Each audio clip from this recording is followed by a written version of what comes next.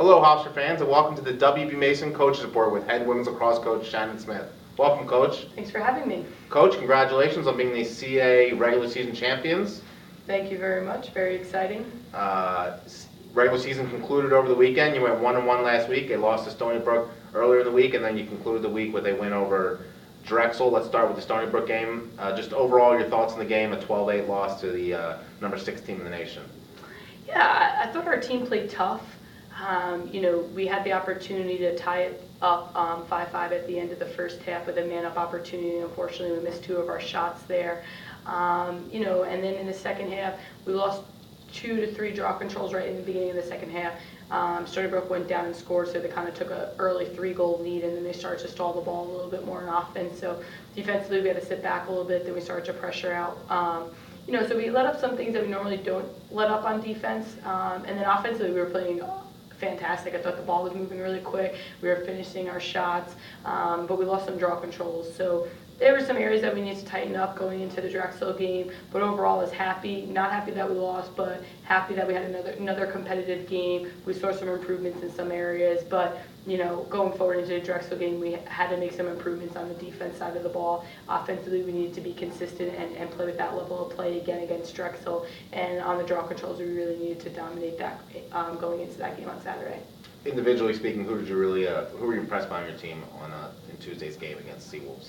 I thought Lindsay Alfano had an amazing game, really stepped up for us in the midfield, had some crucial goals and crucial assists for us, so it was really great to see her play well. On the offensive side of the field, I thought Morgan Knox also had a huge game for us, great inside cuts with some great finishes, so it was nice to see them step up for us against Stony Brook. Now on to the Drexel game, the regular season finale. Win that game, you're 6-0 in the conference, undisputed regular season champion. The stunning comeback down 8-5, 2 minutes, 20 seconds to go. How did you pull it off? Just resiliency from the girls. They played with a lot of heart. It definitely wasn't pretty for us in the beginning of the game. I felt like our energy was really low. I didn't feel like we played with a lot of passion, and we didn't play with that competitive edge that we normally play with. All the credit to Drexel. I thought they had a great game plan going into it. They played really hard, and we were down 8-5. Drexel called her timeout with about 5:22 left on the clock. I just looked at the kids and I told them, listen, you got 5:22 to turn this around. You got to play hard. We are going to be in high pressure defense from here on out, and we got to get the ball back on a turnover. And Amanda Seacant got a crucial turnover for us. We had a big ground ball pickup, and we went down on the offensive side, and I thought Lindsay Alfano had changed the game for us, scoring that 8-meter, and then Britton won some big draw controls. We would score and win the draw controls, which I think was a big momentum swing for us. And that's just our girls playing hard and never giving up. Until that last 4 minutes or so, it seemed like the draw controls were very even between Drexel and Hofstra, Altamari obviously, and then the switch went on for Britton or something, and then we couldn't lose a draw control. Can you just talk about what happened there? Was there something you changed made, or how were you able to win every draw control the final 4 minutes? No change made. In that huddle, I said, I told Brittany, as we get back on the draws, you have to win them. Like there's no, you need to win them, and that's going to win us the game. So I think she knew what she needed to do. I think she was, she's a senior leader, and she knew what she had to do. She had to win the draws, and she didn't want to lose. I think that was a big swing for us. And Lindsay Alfano struggled the whole entire game until like the last, 5 minutes there for us, and stepped up big with, getting us on the run and then also scoring the game winner. Speaking of seniors stepping up, the Sam Lennox goal, not just because I believe it was the game tying goal. It was the one before the game tying. But how exciting of the goal was. It was not a shot that she usually tuned to hit. Can you talk about how that might have helped the comeback? I think it was huge. I think it was a huge adrenaline rush for every player on the team to see Sam Lennox step up like that.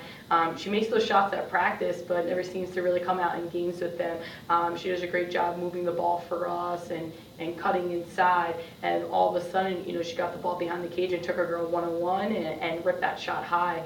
And it was awesome. I think right there was a whole new confidence about our team. Britain went back down, so won the draw control again.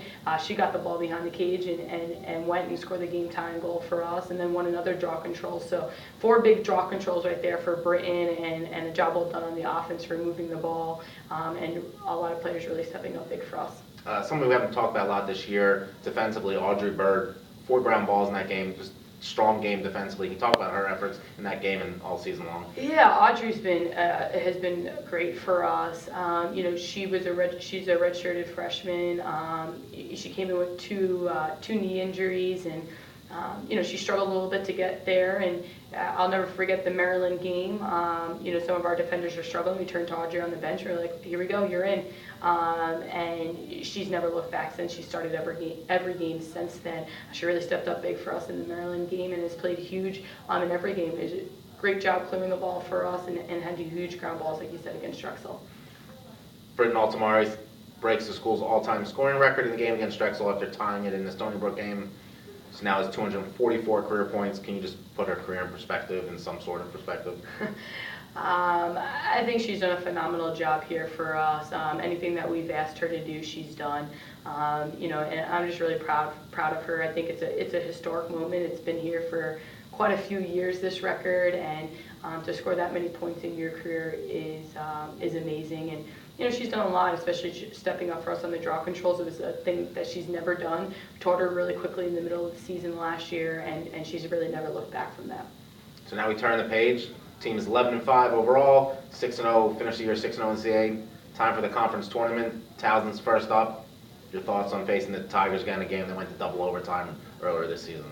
I look at it as all 4 teams right now in the CAA conference are new slates. Everybody's 0-0. Your record from regular season, it doesn't matter anymore. You're in postseason now, and you lose, you're done. You win, you get one more game. So I think it kind of puts the game in perspective for the seniors. It could be the last time that they put on a Hofstra jersey before a game. So I think that's something that they're really starting to realize. We're only promised one more week of practice. Towson's a phenomenal team. We had a tough game against them this past April, and every year is a tough game, and every team is really going to be playing their best lacrosse during this conference tournament, and I'm really expecting a great game from Towson, and hopefully our kids show up for another great game as well, and we're really excited just to be here. Your last 4 conference games of the year were all 1-goal victories. Obviously winning breeds winning, but is there something about your senior leaders who have made your team able to win those close games? I think so, because I think they've been in the position on the other side of 1-goal losses. We've found ourselves the past 2 years in a lot of games where we lost by 1 goal. I think our seniors just have, this drive about them and this will about them of not wanting to lose and just figuring out a way to win.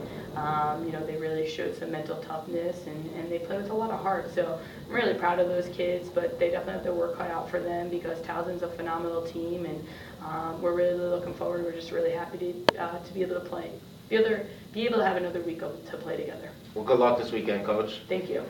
And fans, Hofstra plays Towson at 4 p.m. on Friday in the CAA semifinals, and then the CAA championship game will be Sunday at 1 p.m. Thanks for joining us today in the WB Mason Coach Report with head women's lacrosse coach Shannon Smith.